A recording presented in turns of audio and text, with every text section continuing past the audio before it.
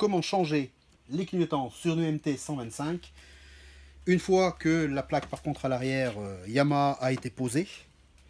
Alors on passera sur le fait que branchement de l'éclairage de plaque, c'est un peu exotique au niveau d'un atelier Yamaha.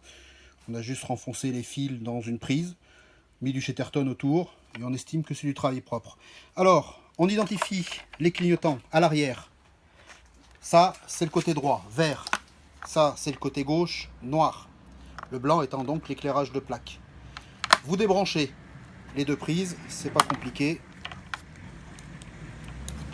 Il y a un petit clips, vous appuyez dessus, vous tirez tout doucement par la prise, pas par les fils, surtout pas par les fils. Vous débranchez. Sur le support de plaque, vous coupez deux fils de riselant.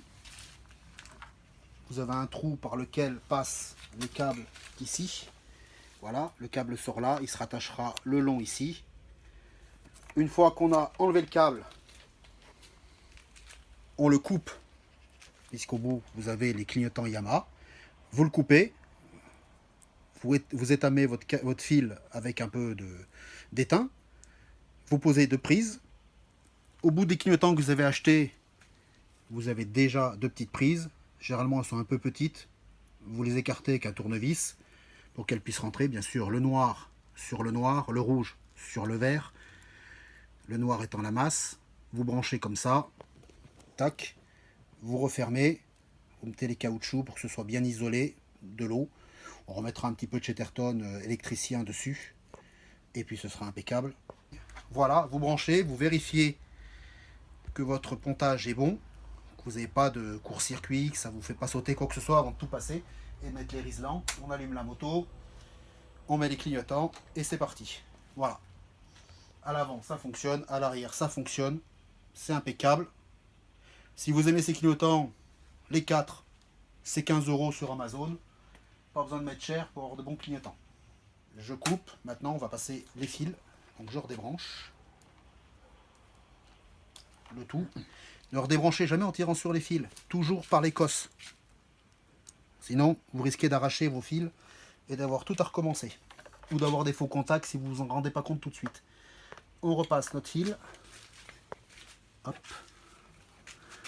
Voilà. On garde suffisamment de mou pour pouvoir remettre un jour des clignotants autres ou standards avec moins de fil. On rebranche, ça c'est fait. En dessous, on les branche définitivement cette fois-ci. Donc toujours le noir. Sur le noir, on remonte un peu le caoutchouc, on le tient, hop, on enfonce bien que ça tienne bien. Pareil ici, on remonte le caoutchouc qui rentre dedans, hop, on enfonce. Voilà, que ça se défasse pas. La gaine qu'on avait découpée le long, on pourra la remettre là. Ce qu'on va faire, c'est qu'on va sécuriser avec, comme je vous l'ai dit, du scotch électricien. Ça évitera que ça ne bouge, que les cosses se défassent, ou tout simplement que le plastique bouge et que vous rentriez en contact. Normalement, c'est étanche, il n'y a pas de souci. Vous n'aurez pas de problème d'eau, quoi qu'il arrive. Hop. On fait ça propre, bien serré, que ce soit joli, qu'il n'y ait pas de risque de débouchement. Vous remontez un petit peu sur le câble, sur la gaine, histoire que ce soit vraiment étanche. Vous coupez. Hop. Et on ferme. On vérifie que c'est bien tout collé de partout. Voilà, c'est fait. Vous avez posé votre premier clignotant. Vous l'avez serré derrière. Vous le serrez après définitivement pour qu'il ne se dévisse pas. Voilà, il est posé. Après, vous ferez les réglages.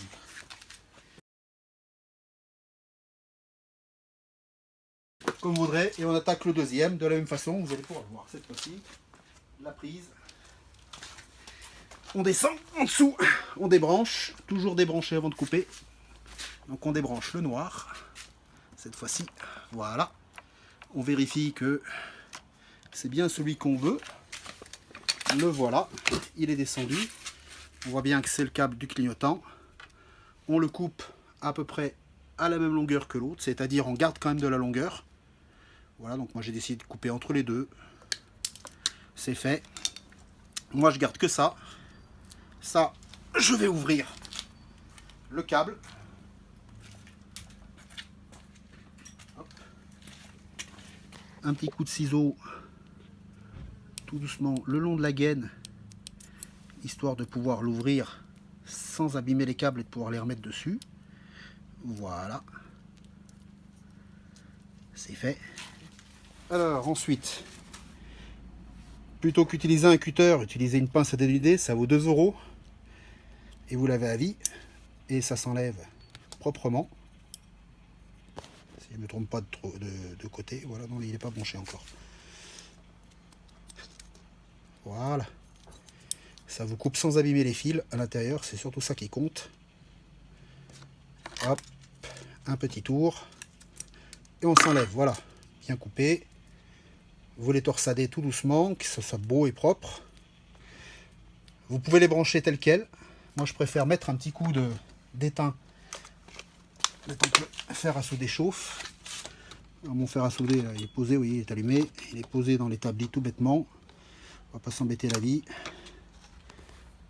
Votre fil pour souder. Vous vérifiez bien que vos câbles soient tournés, vous attendez qu'il chauffe. Pour savoir s'il est chaud, c'est simple. On pose, si ça fond, c'est que c'est bon, si ça fond pas, c'est que c'est pas bon. Quand tu poses le doigt, si ça colle, c'est que c'est bon. Ouais, vas-y. Je t'attends. Après toi. Non. Si, je t'en ferai. Alors, t'en es où? C'est bon. Alors, on chauffe le câble. Et après, une fois que le câble est à peu près chaud, on y pose de l'étain dessus.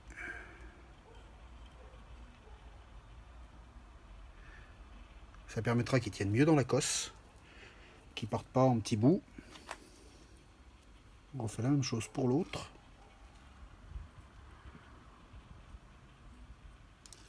Voilà, comme ça on a 2 beaux câbles, bien brillants, durs. On débranche le fer, après avoir nettoyé un peu la panne. Voilà, bien propre. On le remettra en marche tout à l'heure, ça sert à rien de laisser chauffer pour rien. Voilà. Ensuite, on met les cosses. Donc, ça c'est ce qui arrive. Voilà ce qui est. Il va se brancher, le clignotant arrive dedans. Donc, on branche la cosse, on vérifie ici qu'on soit bien dans la partie où on serre.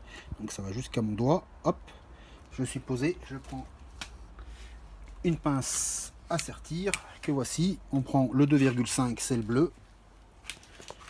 Et c'est un sertissage étanche, donc hop, par sécurité, on en met 2. Le fil est posé, on prend la deuxième, on vérifie la longueur, on pousse son pouce, on insère jusqu'au pouce, hop, voilà. On se remet sur le bleu. Et là, hop, on appuie, pas la peine de serrer comme un âne. Elles tiennent toutes les deux, c'est bon. Après on fait la vérification, on prend un clignotant. Donc on montre la petite boîte de 4 clignotants sur Amazon pour 15 €, c'est sympa. On mange pas de pain. Vous rentrez bien votre gaine, vous la rentrez bien dans votre clignotant si possible. Voilà. On va faire le test. Donc le noir sur le noir. Ah, je n'ai pas écarté, mais regardez, si vous les écartez pas, souvent ils sont trop petits. Ils rentrent et ils peuvent pas rester dedans. Donc on va les écarter vite fait. Voilà, on rentre le tournevis ici par le petit trou, la petite fente. On écarte un petit peu tout doucement. Faut pas forcer trop fort.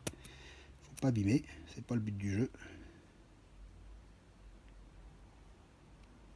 Normalement, on y arrive.